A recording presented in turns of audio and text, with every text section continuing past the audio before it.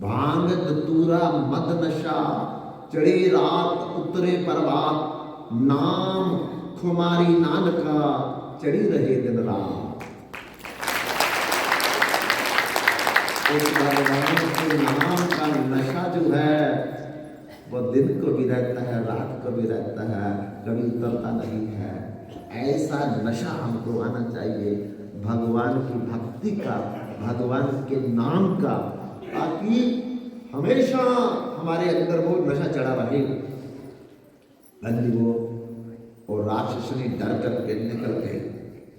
अब ऋषि पत्नी होश में आई, हे राम मेरे से क्या हो गया, मैंने गाय की बाई कुक्षी से मांस निकाल लिया। बंधु आज भी गाय की बाई कुक्षी को देखना, कितना भी घास खिलाओ वो खाली रहेगी, आज भी जाके देख लो। ओ ऋषि पत्नी ने तब से निकाला हुआ मांस आज भी गाय की बाई कुक्षी जितना मर्जी कोशिश करो वो खाली रहेगी, क्योंकि उससे उस समय का मांस निकाला, आज तक भी वो इफेक्ट है। बंधुओं उसने क्या किया, तुरंत उस निकाले हुए मांस को जमीन में दबा दिया, जमीन में दबा दिया। अंगिरा ऋषि के डर से अंगिरा ऋषि जी आए, सामग्री लेकर के हवन करने लगे। जब हवन करे तो गाय हवन कुंड में ना जाए, यज्ञ कुंड में ना जाए, क्यों, अंगहीन हो गई थी, उसका तो मांस निकाल लिया था। अंगहीन होने के कारण अब ऋषि के मंत्र भी कुछ ना करें। तब ऋषि को शक पड़ गया कि कोई ना कोई खराबी हुई मेरे जाने के बाद।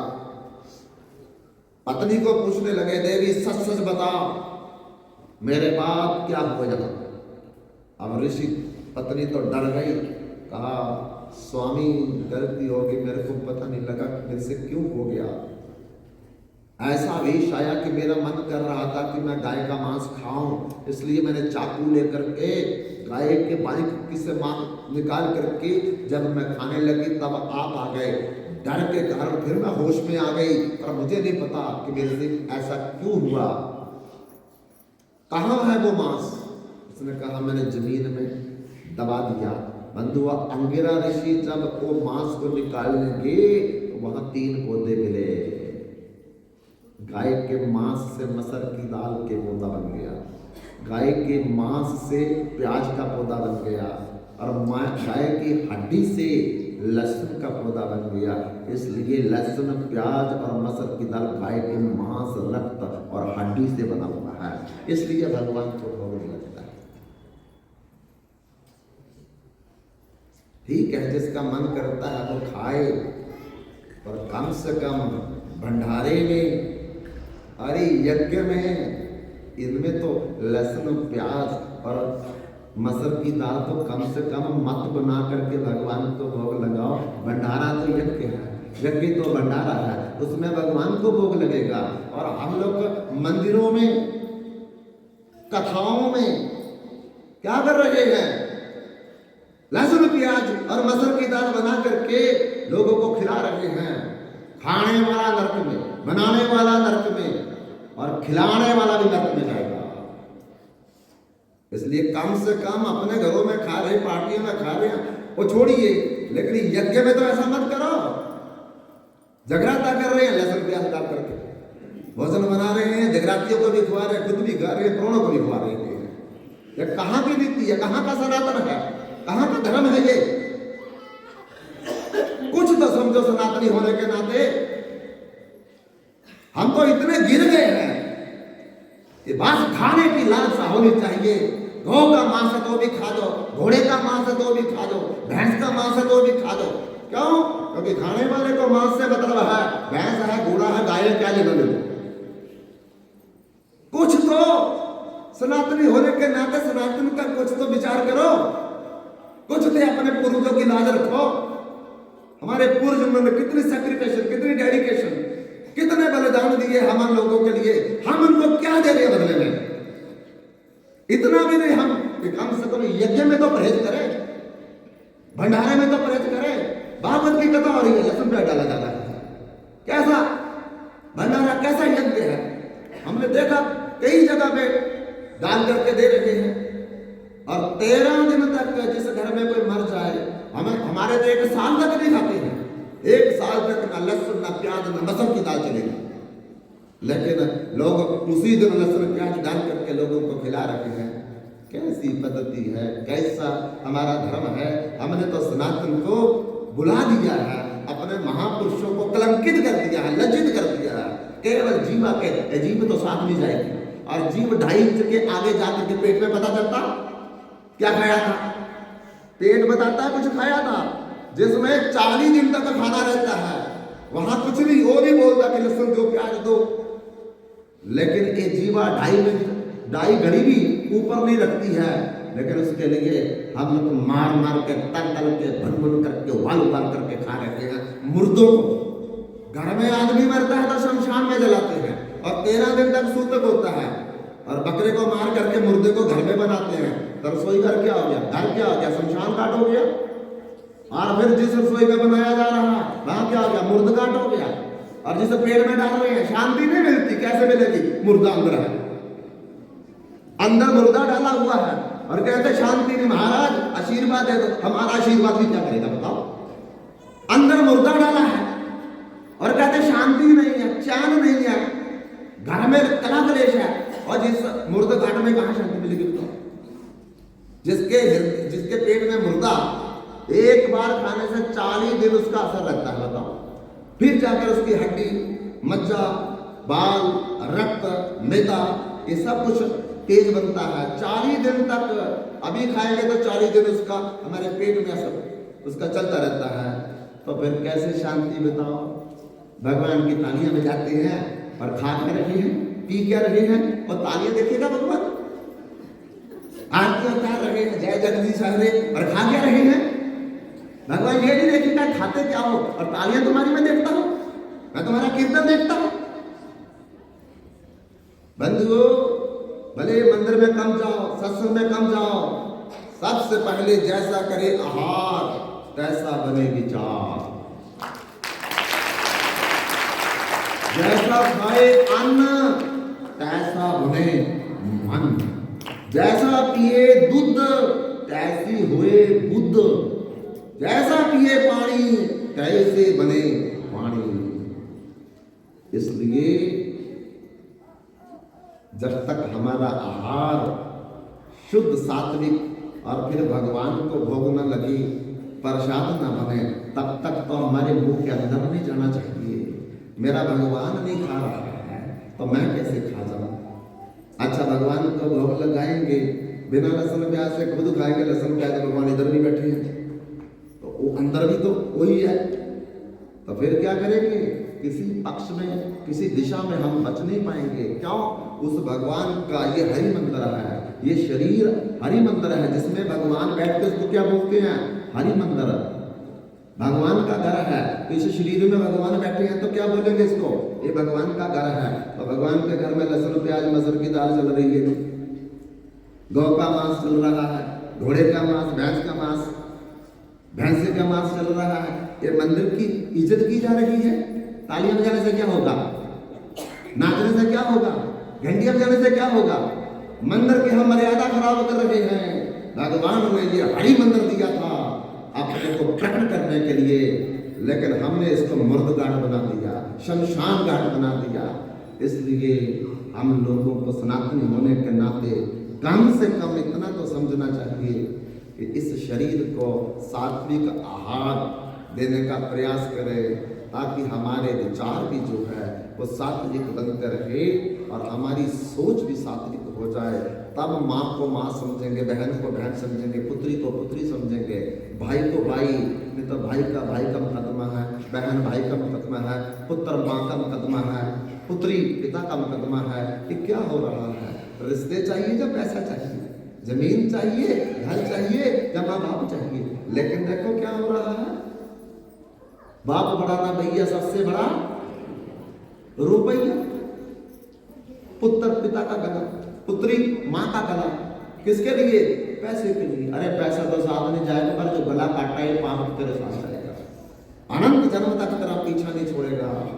इसलिए बंधुओं, बिना सत्संग विवेक ना कोई, राम कृपा बिन सुर बन सोई। कल हम धर्म की चर्चा कर रहे थे कि धर्म जो है वो 4 चरण लेकर के अपना स्थान पूरा करता है। पहला सत्य हरिश्चंद्र की कथा के माध्यम से हमने चर्चा की थी, और दूसरा चरण है तप। राजा चक्रवर्ती सम्राट रंती देव जी थे, वो किसी का दुख नहीं देख सकते थे। कोई भी भिखारी आ जाए, अतिथि आ जाए, ब्राह्मण आ जाए, असहाय आ जाए, गरीब आ जाए, वो अपने महल के बाहर बैठ जाते थे और जो मांगता था अंदर मुनीमों को बोल करके वो मंगवा करके उसको देते थे। पूरी पृथ्वी का सम्राट कुछ भी मांगे वो उनको देते थे। एक दिन देते देते बंधु वो राजा रंती देव की सारी संपत्ति खत्म हो गई, सब संपत्ति खत्म हो गई। और ऐसा हो गया कि एक दिन उनका महल भी किसी ने मांग लिया। राजा रंती देव ने अपना महल भी हंसते हंसते उनको दे दिया। अब घर से बाहर हो गए, पेड़ों के नीचे रात काटते। किसी ने दे दिया तो वो खा लेते, किसी ने नहीं दिया तो व्रत कर लेते। 48 दिन चले गए। पत्नी राजा रंती ने उनके 2 बच्चे भूखे रखे, किसी ने कुछ नहीं दिया। 48 दिन तक किसी ने कुछ नहीं दिया खाना, उन्होंने भी मांगा नहीं। और जो आए देख करके हंस करके चला जाए, जो आए देख करके हंस करके चला जाए। बड़ा राजा बनता था, बड़ा दानी बनता था, बड़ा परोपकारी बनता था, बड़ा सेवक बनता था। आज मर रहा ना भूखा। ये है संसार। एक सर्प है जिसके 2 मुंह, उसको दोमुही सर्प कहते हैं। और 6 महीने एक मुख की तरफ चलेगा, 6 महीने दूसरे मुख की चलेगा। लेकिन संसार के अनंत मुख हैं। अभी कोई बात करेंगे, अभी फिर कोई बात करेंगे। ये संसार अनंत मुख वाला सर्प है। इसलिए भगवान पर विश्वास करो और संसार पर विश्वास करके आप जिंदा नहीं रह सकते हैं, आप खुश नहीं रह सकते हैं, आप शांत नहीं रह सकते हैं। राजा रंती उसी प्रजा को सब कुछ देता था। आज राजा रंती और उसके परिवार को 48 दिन बीत गए, लेकिन किसी ने जल नहीं पूछा, अन्न नहीं पूछा, कपड़ा नहीं पूछा।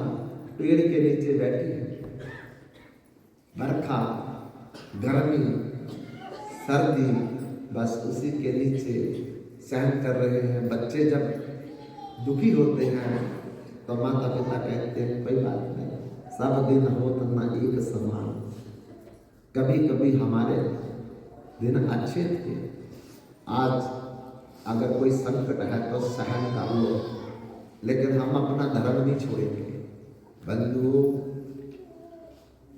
48 दिन के बाद जब 49वां दिन आ गया तो किसी व्यक्ति के हृदय में दया आई। उसने पूरी हलवा, खीर और लोटे में जल दिया। देख करके खिल गया चेहरा कि आज खाने को कुछ मिलेगा। जब भगवान को भोग लगाया और भोग लगाने के बाद जब खाने लगे तो एक ब्राह्मण आ गया। मैं बड़ा भूखा, मैं बड़ा भूखा, मैं बड़ा भूखा। राजा रंती देवी ने क्या किया, उसमें से आधा ब्राह्मण को दे दिया, आधा अपने परिवार के लिए रखा। ब्राह्मण संतुष्ट होकर के आशीर्वाद दे करके चला गया। जब आधा बचा हुआ थाली में खाने लगे तो बंधुओं एक भिखारी आ गया। भिक्षाम देहि, भिक्षाम देहि। रंती देवी ने कहा रुक जाओ, इसको पूछेंगे क्या चाहता है। मैं बड़ा भूखा हूँ, 7 दिन से कुछ नहीं खाया, कुछ दे दो खाने को। राजा रंती देव ने उसमें से भी आधा उसको दे दिया और आधा अपने लिए रख लिया बंधु वो थाली में, और खा करके संतुष्ट होकर के चला गया। जब बचा हुआ खाने लगे तो एक शिकारी आ गया। शिकारी आकर के कहने लगा कि मैं काफी दिन से शिकार नहीं कर पाया और मैं कुछ खा नहीं पाया, मैं भूखा हूँ, कुछ दे दो। राजा रंती देव ने वो जो बचा हुआ था चौथा हिस्सा वो भी उठा करके उसको बंधुओं दे दिया। अब परिवार को कहा जल पी करके गुजारा करेंगे। बंधुओं जब जल पीने लगे तो एक चंडाल आ गया जो शमशान घाट में रहता है। मैं बड़ा प्यासा हूँ, बहुत प्यासा हूँ, मैं मेरे को जल चाहिए। रंती देव ने वो लोटा जल का उठाया और उसके हाथ में दे दिया।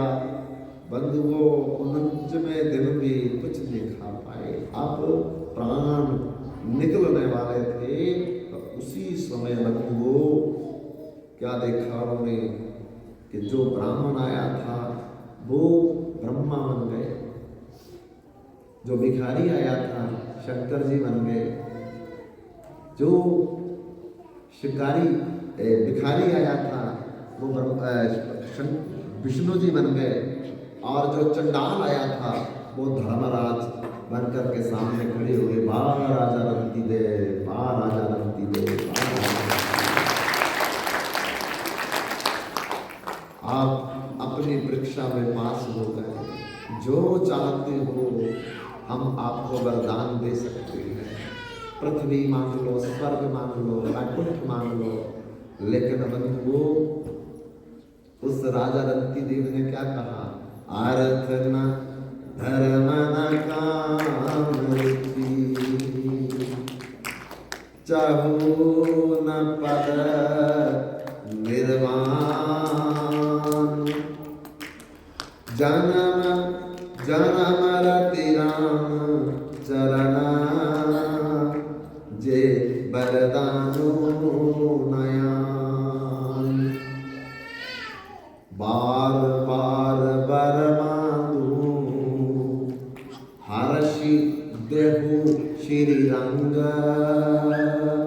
पद सरोज अनपायनी भक्ति सदा सत्संग।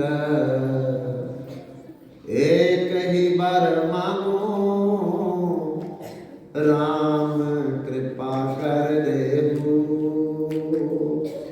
जन्म जन्म रति राम चरण। ये वरदान कटने प्रभु मुझे प्रभु के चरणों की भक्ति दे दो, मेरे परिवार को भी भगवान की भक्ति दीजिए, और जितना संसार है इसका दुख मेरे को मिल जाए, सब सुखी हो जाए। सर्वे भवन्तु सुखिनः, सर्वे सन्तु निरामयाः, सर्वे भद्राणि पश्यन्तु मां कच्चित् दुख भाग् भवेत्। सब सुखी हो जाए, कोई बीमार न रहे, कोई अशांत न रहे, इन सब का दुख हमें मिल जाए। जैसे कुंती ने भगवान द्वारकाधीश से कहा था, सुख के माते सिल पर हरि हृदय से जाए, बलिहारी उस दुख के जो पल पल याद कराए। दुख भगवान को याद कराता है, सुख भगवान को बुला देता है। इसलिए जिंदगी में दुख आते रहे तो भगवान की याद बने रहे, क्योंकि दुख में सिमरन सब करा, सुख में करे न कोई। गुरु नानक देव जी कहते हैं, बंधुओं दुख हमारा मैसेंजर है, मित्र है, कि हम लोगों को भगवान की याद करवाता है। रंती देव ने यही ब्रह्मा विष्णु और शंकर जमराज से मांगा है। फिर उन्होंने कहा धन है रंती देव, धन है। अरे हम सब कुछ देने के लिए भी आए, तब भी तुम कुछ लेना नहीं चाहते। तब जबरदस्ती उन्होंने विमान मंगवा करके सारे रंती देवी को, परिवार को उसी शरीर में बिठा दिया और सह शरीर वो सारा परिवार भगवान के धाम में चला गया। बंधुओं, ऐसे ही गुजरात में जूनागढ़ खाड़ी में एक सेठ थे और जिस सेठ का नाम था नरसी सेठ। पिताजी चले गए, पिछली संपत्ति सारी दो भाइयों को मिली। एक भाई का नाम था बंसीधर, वो बड़ा था, और दूसरा था नरस।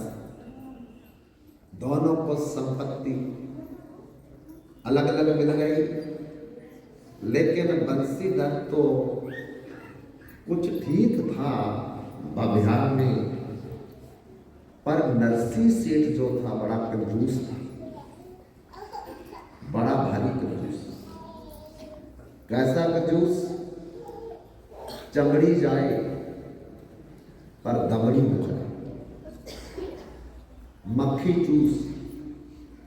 ये क्या मतलब मक्खी चूस का? कि अगर उसके दूध में मक्खी गिर जाए तो मक्खी को मुंह में रख करके दूध चूस ले, मक्खी को बाहर ले।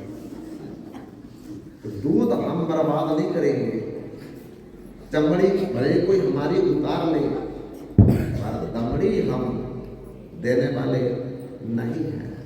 कोई दान नहीं, कोई पुण्य नहीं, कोई परोपकार नहीं, किसी की मदद नहीं। बंसीधर करते थे उसके भाई, पर नरसी सेठ नहीं करते। नरसी सेठ के हिस्से में शिवपुंजा,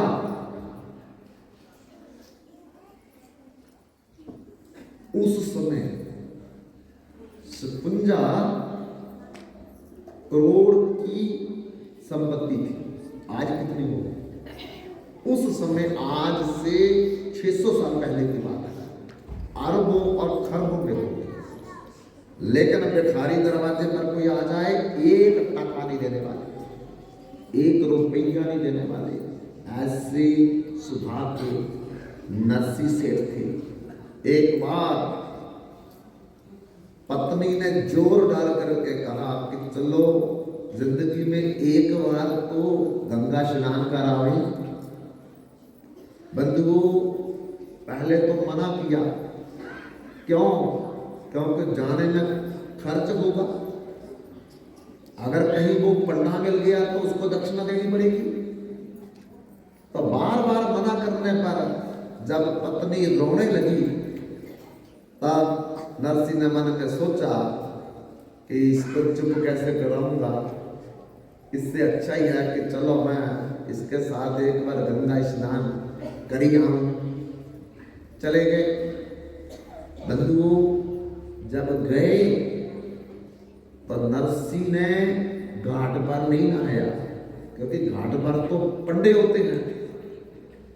वहां चला गया जहां शमशान घाट मुर्दे जलाए जाते थे, और फिर उसी से उठा करके गंगा में डाल देते थे, और शमशान के सामने वाली जगह में जाकर के पत्नी को बोला कि इधर हम स्नान करेंगे। पत्नी ने बोला है तो शमशान घाट की भूमि जहां तुम मुर्दे स्नान करते हैं, आपको करना जहां। बोले तू मेरी बात मानती या नहीं मानती? मैं तेरी बात मानी चलाया ना, अब तू मेरी बात मान। क्यों? क्योंकि घाट पर पंडे आ जाएंगे और यहां कोई पंडा आएगा नहीं, तो इसलिए पैसे बचाने ही हैं। तुम्हें तो पैसे की कोई कदर नहीं, पर मुझे तो पैसे की कदर है ना। 56 करोड़ के सेठ, लेकिन पंडों को दक्षिणा देने के लिए घाट पर नहीं, मुर्द घाट पर नहा रहे हैं। तब बंधुओं, जब पत्नी ने नहा लिया और फिर उसके बाद वो कपड़े संभाल रहे थे, और फिर पत्नी कपड़े संभालने लगी तो नरसी जी नहाने लगे। जब नरसी नहा करके डुबकी लगा करके मुख पार निकालते हैं तो क्या देखते हैं? भगवान किनारे पर पड्डा बन करके आ गए। जय हो नरसी सेठ की, जय हो नरसी सेठ की। नरसी सोचने लगा कि मैं बाहर को मुख निकाला, अंदर क्यों ना डूब जाता।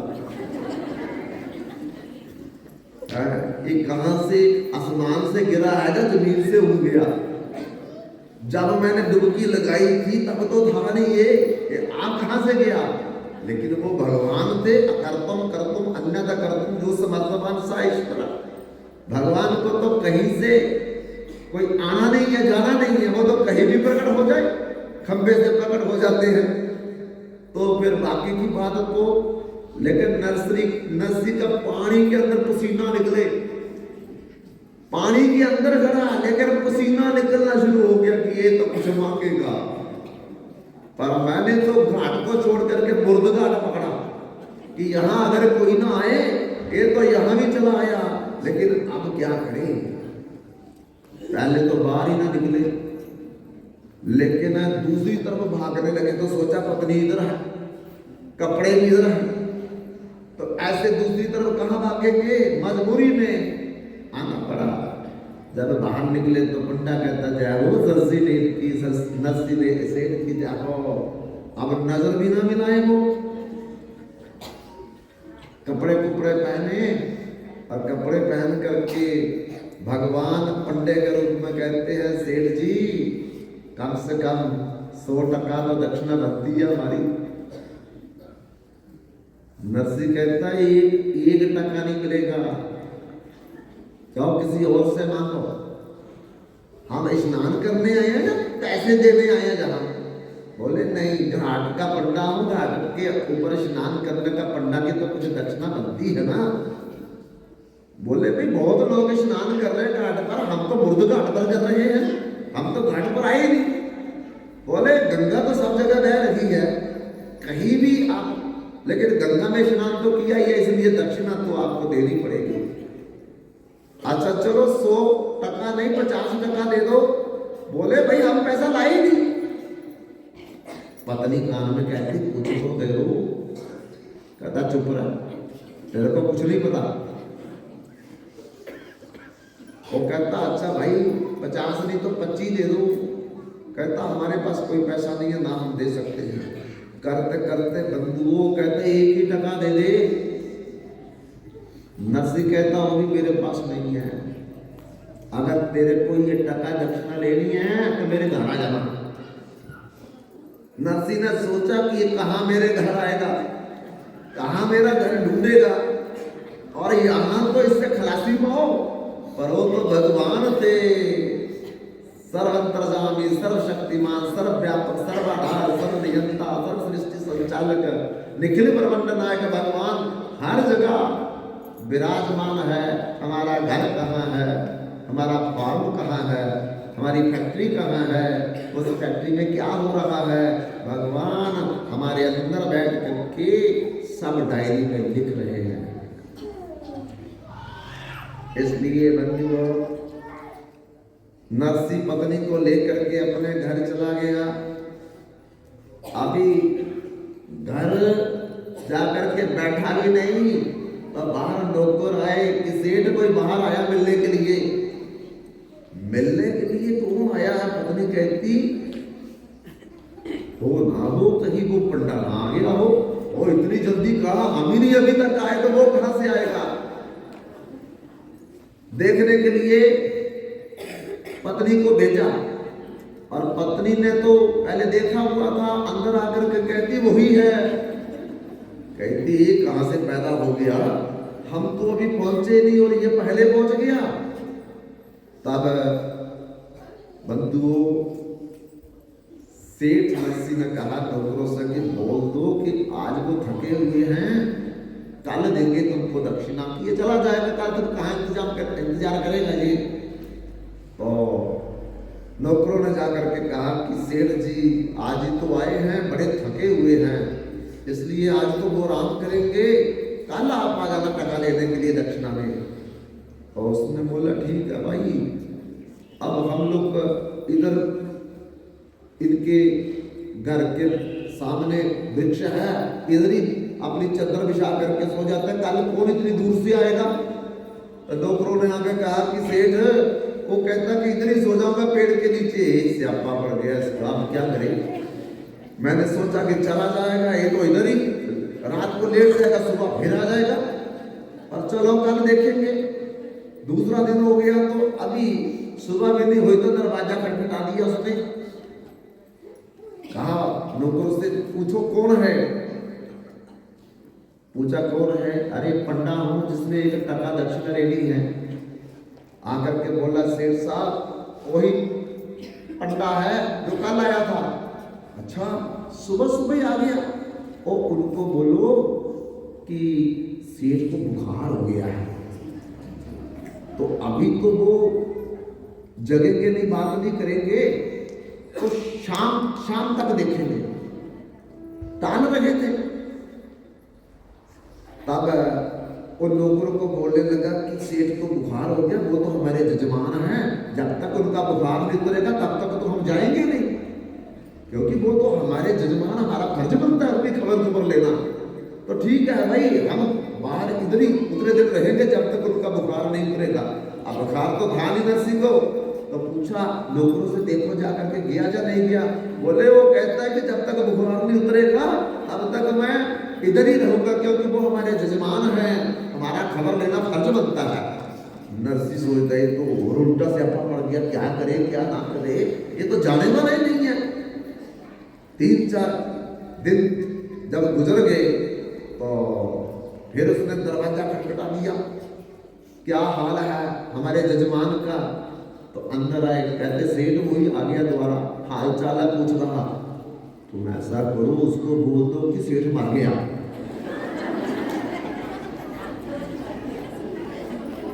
और नौकरों ने जाकर के बोल दिया कि सेठ तो मर गया। अच्छा मर गया, तो बड़ा अफसोस हुआ। तब तो लकड़ी डाल करके जाएंगे। अब आए हैं, बार बार तो आया नहीं जाएगा, तो अभी कम से कम लकड़ी डाल करके तो जाए सेठ को। नौकरों ने आकर के बोला कि सेठ, वो कहते हैं कि मैं भी लकड़ी डाल करके जाऊंगा। बोले स्यापा पड़ गया, आप क्या करें? अब वो पंडा देख रहा था भगवान के रूप में कि इतना बड़ा सेठ मर गया और कोई भी खबर लेने नहीं आ रहा। इनके घर में ये सब सेठ ड्रामा कर रहा है। तब सेठ ने नौकर से कहा, अब कह दिया मर गया तो कुछ लकड़ियां तो खरीद करके लाओ मेरे लिए। लकड़ियां ला करके कुछ रखो, सामान सामग्री जो भी लाना कुछ ला कर, ताकि उसको पक्का पता चल जाए कि पक्का मर गया। अब नौकर जा करके बालन ला रहे हैं, थोड़ा खरीद करके कोई सामग्री ला रहे हैं, कोई गंगा जल ला रहे हैं, कोई तुलसी दल ला रहे हैं। वो तो पेड़ के बाहर ही चटाई लगा करके बैठा हुआ है कि अब तो हम लकड़ी डाल करके ही जाएंगे, क्योंकि हमारा जजमान जब चला गया तो हमारा फर्ज बनता है कम से कम अपने जजमान को लकड़ी डाल करके तो जाएं। तब लोगों ने कहा, सेठ को तो बाहर ही बैठा हुआ चटाई लगा करके। कहते फिर ऐसे करो कि रात जब धीरे धीरे आए ना, तो आप चारों मिल करके मेरी अर्थी पे मुझे ले जाना शमशान घाट में। नौकरों को जैसे बोला नरसिंह सेठ ने, ऐसा उन्होंने अर्थी बना दी। अर्थी बना करके तो सेठ नरसिंह लेट गया, उसके ऊपर कफन भी डाल दिया, पूरी अर्थी तैयार करके। और लोगों को कोई पता नहीं, जब लोगों को कोई पता नहीं है तो वो 4 उसके नौकर जो है वो अर्थी लेकर के जाए, और जनानी पीछे से बोले राम नाम सत्य है, राम नाम सत्य है, तो पांडा भी पीछे पीछे चले साथ साथ में। और बीच में मुंह निकाल करके नौकरों से बोले, पंडा है जो आ रहा, बोले पीछे, वो पीछे ही आ रहा है। मुसीबत पड़ गई, आप शमशान घाट में क्या करेंगे? पंडा भी पीछे, सेठ को भी शमशान घाट में पहुंचा दिया।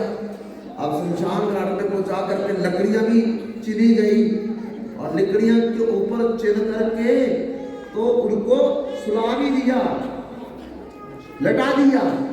लेकिन नौकरों को बोले आग मत लगाना कहीं मेरे को। तो पंडा के सामने बैठ गया कि भाई हम भी तो लकड़ी डाल करके जाएंगे, अब शब जलने के बाद ही जाएंगे, आए हैं स्नान शुरू करके जाएंगे। तो बंधु वो काफी समय तक जब आग अग्नि नहीं लगा रहे थे तो पंडा ने पूछा भी क्या बात है, तुम अग्नि नहीं लगा रहे? बोले लगता है कि सेठ साहब की ना बाएं पांव की एक ना छोटी उंगली हिल रही है, तो हम सोचते हैं कि क्या पता कभी प्राण वापस ना आ जाए। कहते हैं बात ठीक है, ऐसा करते हैं कि तुम अभी इसको छोड़ जाओ, तो क्या पता सुबह तक प्राण वापस आ जाए, तो मैं इधर ही बैठता हूं। नौकर भी चले गए, पत्नी भी चली गई, जाकर के तो वो बार बार भीतर लकड़ियों से देखता है कि पंडा गया या नहीं गया। जब पंडे को देखता है तो फिर सांस रोक ले, फिर पंडे को देख के फिर सांस रोक ले, कहीं ये इधर उधर हो तो मैं निकल करके भाग जाऊं अपने घर में। लेकिन पंडा जो है वो तो उठे ही ना वहां से। बंधुओं क्या हुआ, आधी रात हो गई। पंडे के रूप में भगवान ने क्या किया, नरसिंह का रूप बना लिया। और नरसिंह का रूप बना करके अभी नरसिंह तो शमशान घाट में चिता में ही लेटा हुआ है, लेकिन नरसिंह भगवान नरसिंह के रूप में घर में पहुंच करके दरवाजा खटखटाया।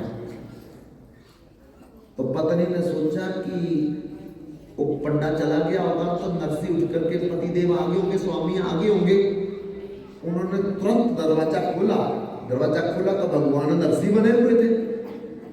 बोला देवी जल्दी कर, मेरे को अंदर आने दे। वो पंडा अभी भी उधर ही बैठा हुआ है और मैं बड़ी मुश्किल से निकल करके आया हूं, उसको नजरअंदाज करके। पत्नी ने अंदर ले जा करके उसको कपड़े पहनाए और पहना करके तो कहते हैं कि देख कहीं पीछे से वो पंडा कोई बहरूपिया बनकर के ना आ जाए, और ऐसा ना हो कि वो मेरा रूप ही बना कर किसी प्रकार से आ जाए। अगर आ जाए तो पहले उसको आने नहीं देना, और अगर ज्यादा जिद करे तो फिर डंडों से उसकी पिटाई कर देना। अब भगवान तो आगे नरसिंह बन करके और अपनी पत्नी को कह रहा है कि अगर मेरा रूप ही बना करना कहीं वो आ जाए पंडा बहरूपिया बन करके, उसका कोई पता नहीं है, जो जान ही रहा वो मेरा रूप भी बना सकता है। तो भगवान तो अंदर बैठ करके नरसिंह बन करके, अब आधी रात को देखा नरसिंह ने लकड़ियों के भीतर में, तो पंडा तो दिखाई नहीं दे रहा यहाँ। अब मैं भाग जाऊं तो अच्छी बात है। लकड़ियां हटाई और एकदम अर्धरात्रि को दौड़ करके जैसे कपड़ा कफन को लपूट करके तो घर में पहुंच गए। अब घर में पहुंच करके तो दरवाजा खटखटाए तो भगवान अंदर रस्सी बने हुए कहते लगता वो आ गया, दरवाजा मत खोलना। वो बथेरा दरवाजा नरसिंह खटखटाए, लेकिन वो सेठानी दरवाजा ना खोले। कहते पति देव आप ठीक ही कह रहे थे कि पीछे से कोई ना कोई रूप बना करके वो आ सकता है, और मैं देख रही हूँ वो तो कफन कुफन फेंक करके आया हुआ है। खबरदार दरवाजा खुला। तो सेठानी ने दरवाजा नहीं खोला, वो रात भर बथेरा दरवाजा खटकाए, सेठानी खोल, मैं नरसिंह। कोई आवाज नहीं, कोई जवाब नहीं। बेचारा रात भर कफन लिपेटे हुए दरवाजे पर खड़ा रहा। आखिर धीरे धीरे सुबह होने लगी तो सोचा लोगों ने देख लेना मेरे को कि मैं क्या लपेट करके यहाँ खड़ा हूँ, और फिर जा करके ना वो जंगल में चला गया और जंगल में छुप करके बैठ गया। जब रात होगी तो फिर जाऊंगा दौरा में। बंधुओं जब सुबह और झाड़ियों के पीछे छिप करके बैठ गया। तो भगवान नरसिंह के घर से निकलते हैं और निकल करके असली नरसिंह के पास छुपे हुए झाड़ियों के पीछे उनको मिलते हैं और कहा, नरसिंह देख, तू एक टके के लिए मरना पसंद कर लिया, कफन डलवाना पसंद कर लिया, अरे चिता पर लेटना भी पसंद कर लिया, और एक टका ना देने के कारण आज रात पूरी तू देख कफन लपेट करके तो दरवाजे पर खड़ा रहा। आज सारा दिन तू झाड़ियों के भीतर में छुप करके रहेगा। नरसी देखे कि ये भी नरसी तो मैं भी नरसी, ये नरसी कहां से बन गया, तो मैं नरसी कौन हूं? तो भगवान ने कहा, देख मैंने तेरा रूप बना करके, ठीक है, तेरे पंडा बन करके तेरे से मैंने दक्षिणा मांगी थी, पर तुमने मुझे एक टका तक भी दक्षिणा नहीं दी, जबकि शरीर तेरा मैंने दिया है। ये जितनी भी संपत्ति है ये सब मेरी है और घर भी मेरा है। क्यों? अगर मेरा ना होता तो तेरी पत्नी ने देखो दरवाजा नहीं खोला तेरे लिए, और अपने घर से तू बेघर हो गया, अपने संपत्ति से तू बेसंपत्ति हो गया है, कहां देख बैठा हुआ है। इसलिए तू समझ कुछ, इतनी संपत्ति का मालिक हो करके भी तू एक टका भी किसी को देने के लिए राजी नहीं होता। तब वो नरसिंह के सामने भगवान ने अपना रूप दिखाया है और कहा है, तेरे को समझाने के लिए ही मैं पन्ना बन करके आया था कि इतनी संपत्ति तूने मेरे से ली है, मेरी ही संपत्ति तेरे को मिली है, पर तू मेरी संपत्ति किसी को दे नहीं सकता। नरसिंह रो रो करके भगवान के चरणों में गिर गया और कहने लगा कि प्रभु आगे से एक गलती कभी नहीं होगी कि मैं सारी संपत्ति गरीबों में, असहायों में, बीमारों में, भंडार और लंगरों में लगा करके इसका सदुपयोग करूंगा। अभी इसके आगे आपको कभी भी मेरी शिकायत नहीं मिलेगी। उस दिन से बंधुओं, नरसिंह को छोड़ करके भगवान तो चले गए, लेकिन नरसिंह ने सारी घटना अपनी पत्नी को सुना करके समझाया और उस दिन से नरसिंह ने अपनी जितनी भी संपत्ति थी वह सब गरीबों में बांटनी शुरू कर दी, संतों में बांटनी शुरू कर दी, लंगर भंडारे और कथा में बांटनी शुरू कर दी।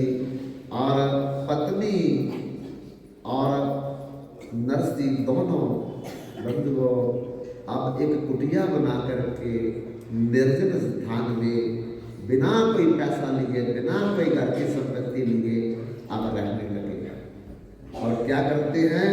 भगवान का कीर्तन करते हैं।